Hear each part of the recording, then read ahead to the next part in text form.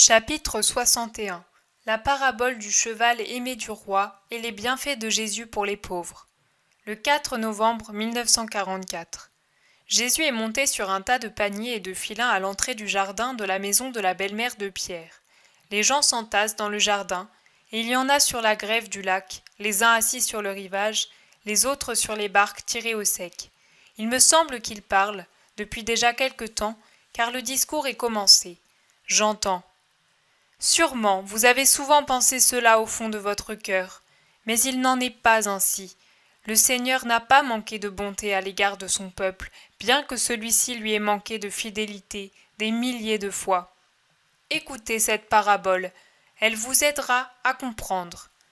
Un roi avait dans ses écuries des quantités de chevaux magnifiques, mais il en aimait un, d'un amour tout spécial. Il l'avait désiré avant même de le posséder, puis, l'ayant acquis, il l'avait mis dans un endroit délicieux, et il allait le voir, poser sur lui son regard et son cœur, contemplant en lui son préféré, rêvant de faire de lui la merveille de son royaume. Et quand le cheval, révolté contre ses ordres, avait désobéi et s'était enfui chez un autre maître, malgré sa douleur et sa justice, le roi avait promis au révolté le pardon après le châtiment.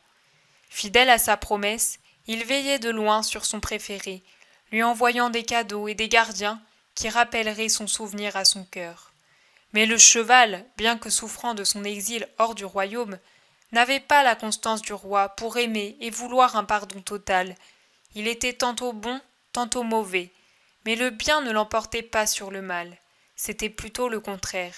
Et pourtant, le roi patientait, et par des reproches et des caresses, il cherchait à faire de son cheval le plus cher ami docile. Plus le temps passait, plus l'animal devenait rétif.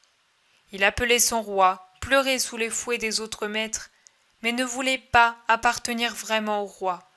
Il n'en avait pas la volonté. Épuisé, accablé, gémissant, il ne disait pas « C'est ma faute si je suis ainsi », mais il s'en prenait à son roi. Après avoir tout essayé, le roi tenta un dernier essai. Jusqu'à présent, lui dit-il, j'ai envoyé des messagers et des amis. Je vais lui envoyer mon propre fils. Il a le même cœur que moi et il parlera avec mon propre amour. Et il donnera des caresses et des cadeaux semblables à ceux que j'avais donnés et même plus doux encore, car mon fils, c'est moi-même, mais sublimé par l'amour. Et il envoya son fils. Voilà la parabole. Maintenant, c'est à vous de parler. Vous semble-t-il que ce roi aimait son animal préféré ? Les gens s'écrient unanimement. Il l'aimait infiniment. L'animal pouvait-il se plaindre de son roi pour tout le mal qu'il avait souffert après l'avoir abandonné ? Non, il ne le pouvait pas, répond la foule. Répondez encore à cette question.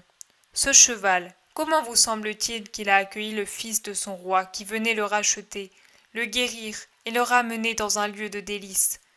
Avec joie, c'est naturel, avec reconnaissance et affection. Mais si le fils du roi avait dit au cheval « Je suis venu dans ce but et pour te procurer ces avantages, mais tu dois désormais être obéissant, plein de bonne volonté, fidèle envers moi », que pensez-vous que le cheval aurait dit ? Oh, inutile de le demander, il aurait dit, maintenant qu'il savait ce qu'il en coûtait d'être banni du royaume, qu'il voulait correspondre à ce que le fils du roi lui demandait. Alors, selon vous, quel était le devoir de ce cheval ? D'être encore meilleur qu'on ne le lui avait demandé, plus affectueux, plus docile pour se faire pardonner ses fautes passées et par reconnaissance pour le bien qu'on lui avait fait. Et s'il n'avait pas agi ainsi ?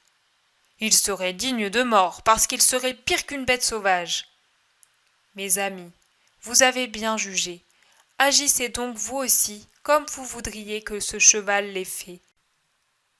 Vous les hommes, vous êtes les créatures de prédilection du roi des cieux, Dieu, mon Père et le vôtre, vous à qui, après les prophètes, Dieu a envoyé son propre Fils. Comportez-vous, je vous en conjure pour votre bien, et parce que je vous aime comme seul un Dieu peut aimer, ce Dieu qui est en moi pour accomplir le prodige de la rédemption. Comportez-vous au moins comme vous jugez que cet animal doit le faire. Malheur à celui qui, étant homme, s'abaisse à un degré inférieur à celui de l'animal. Mais s'il pouvait encore y avoir une excuse pour ceux qui jusqu'à présent ont péché, Maintenant, il n'y en a plus. Auparavant, oui, car trop de temps était passé. Le monde avait accumulé trop de poussière sur la loi, depuis qu'elle avait été donnée. Je suis venu pour présenter de nouveau la parole de Dieu. Le Fils de l'homme est parmi les hommes pour les ramener à Dieu. Suivez-moi, je suis la voie, la vérité et la vie. Murmure habituel de la foule. Jésus ordonne aux disciples. Faites avancer les pauvres, je dispose pour eux de la grosse offrande d'une personne qui se recommande à eux pour obtenir le pardon de Dieu. 3 vieillards déguenillés, 2 aveugles et un bossu se présentent, suivis d'une veuve avec 7 enfants émaciés. Jésus les regarde attentivement, l'un après l'autre, sourit à la veuve et surtout aux orphelins. Il donne même à Jean cet ordre. Ceux-ci, mets-les là, dans le jardin, je veux leur parler. Mais il devient sévère, l'œil flamboyant, quand un petit vieux se présente à lui. Toutefois, il ne dit rien pour le moment. Il appelle Pierre et se fait remettre la bourse reçue peu de temps auparavant et une autre remplie de menus monnaies, au bol recueilli auprès de braves gens. Il renverse le tout sur un petit banc près du puits, compte et fait 6 parts, une très grosse somme tout en pièces d'argent et 5 tas plus petits avec beaucoup de pièces de bronze et seulement quelques grosses pièces. Il appelle ensuite les pauvres malades et leur demande. Vous n'avez rien à me dire ? Les aveugles se taisent. Le bossu dit. Que celui d'auprès de qui tu viens te protège. Rien de plus. Jésus lui remet l'obole dans la main valide. L'homme dit. Que Dieu t'en récompense. Mais plus que cela, je voudrais que tu me guérisses. Tu ne l'as pas demandé ? Je suis un pauvre ver de terre que les gens piétinent. Je n'osais espérer que tu aurais pitié d'un mendiant. Je suis la pitié qui se penche sur toute misère qui m'appelle. Je ne la refuse à personne. Je ne demande que l'amour et la foi pour répondre « Je t'écoute ». Ah, mon Seigneur, je crois et je t'aime. Alors sauve-moi, guéris ton serviteur. Jésus pose la main sur son dos courbé, la fait courir comme pour le caresser et dit « Je veux que tu sois guéri ».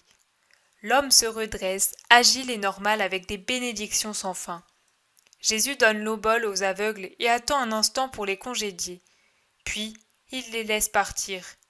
Il appelle les vieillards. Au premier, il fait l'aumône et l'aide à mettre la monnaie dans sa ceinture. Il s'intéresse avec pitié aux ennuis du second, qui lui parle de la maladie d'une fille. « Je n'ai qu'elle, et maintenant elle va mourir. Que vais-je devenir ? Ah, si tu venais. Elle ne marche plus, elle ne tient pas debout. Elle le voudrait bien, mais ne le peut pas. Maître Seigneur Jésus, aie pitié de nous. Où habites-tu, père ? À Chourazaïn. Demande Isaac, fils de Jonas, surnommé l'adulte. Tu vas vraiment venir ? N'oublies-tu pas mon malheur ?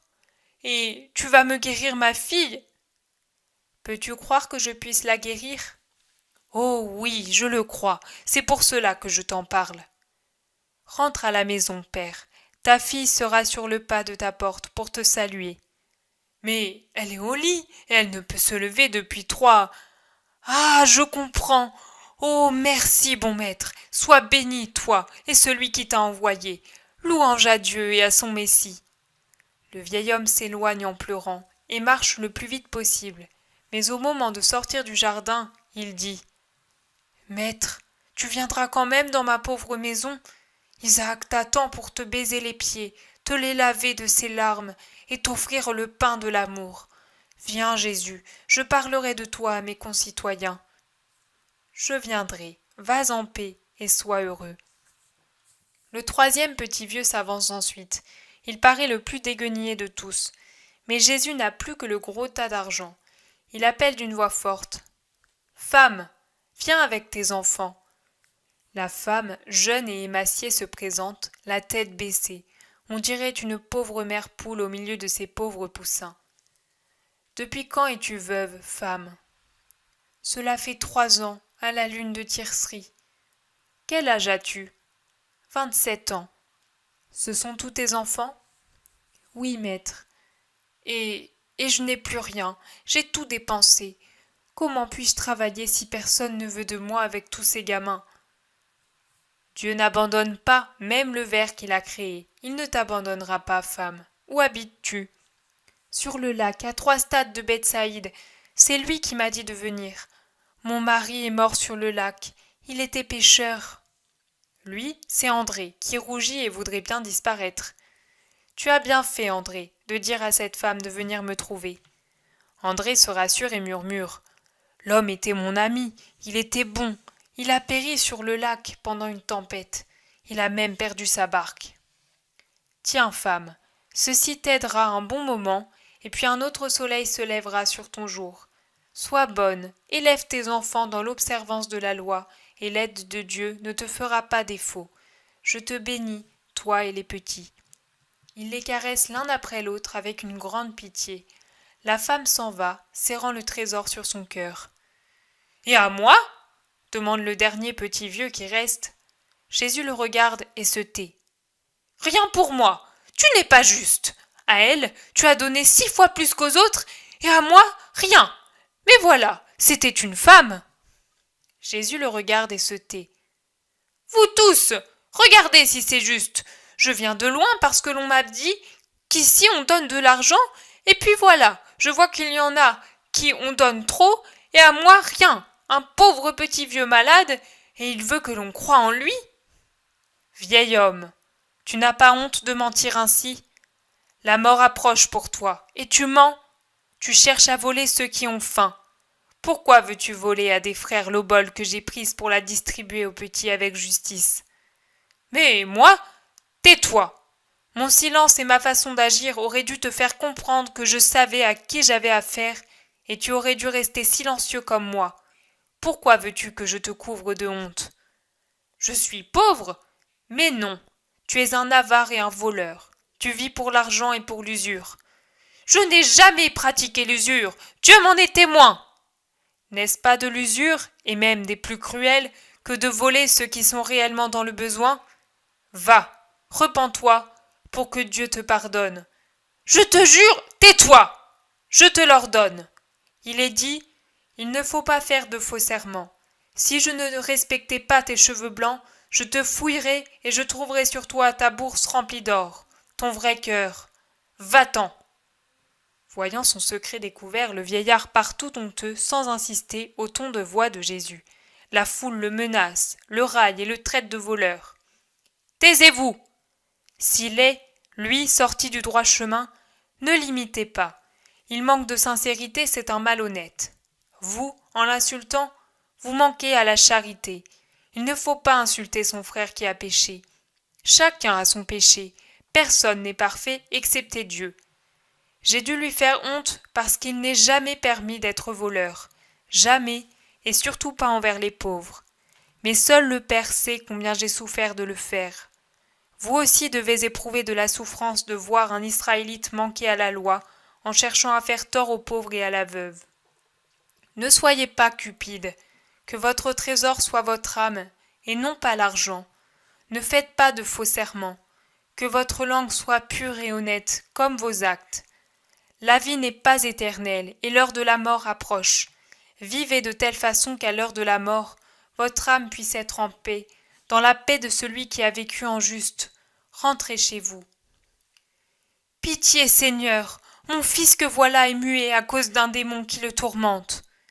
Et mon frère ici est semblable à une bête répugnante. Il se roule dans la boue et mange les excréments.